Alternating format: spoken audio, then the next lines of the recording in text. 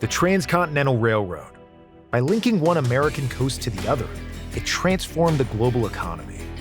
But that golden spike might never have happened without the Golden State.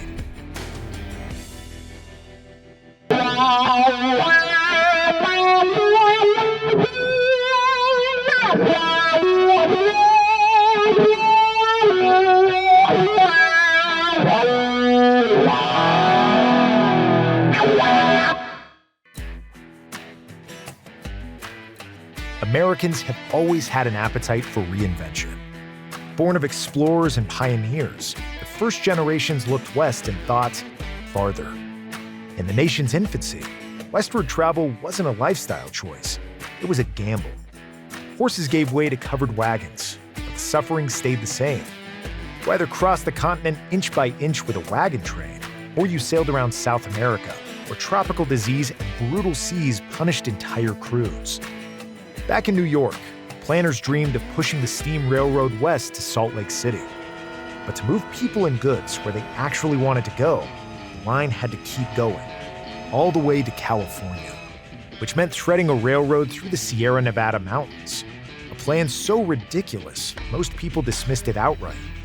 You'd have to be crazy to try, which may explain why the man who conceived it was Theodore Judah, better known as Crazy Judah. At the center of his plan stood four unlikely partners: Collis P. Huntington, Mark Hopkins, Leland Stanford, and Charles Crocker, later immortalized as the Big Four of the Central Pacific Railroad. None of them were railroad men. They were merchants and entrepreneurs, shaped by the gold rush, California's restless, risk-taking energy.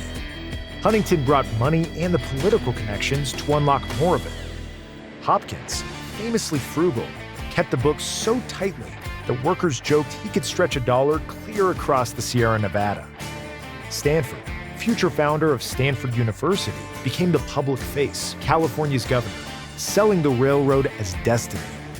And Crocker, the most hands-on of the four, took charge of construction, forcing crews, tools, and solutions through terrain many believed was impassable. With their backing, Judah went to Washington to secure funding for a railway that would snake through the Sierra Nevadas, cross Donner Pass, and meet the Union Pacific in Salt Lake City. With thousands of acres of land and vast sums of money at stake, construction began. And almost immediately, reality hit.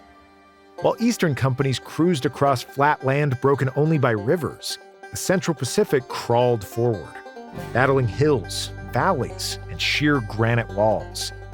Every foot of progress became an engineering experiment, every mile a hard-won victory.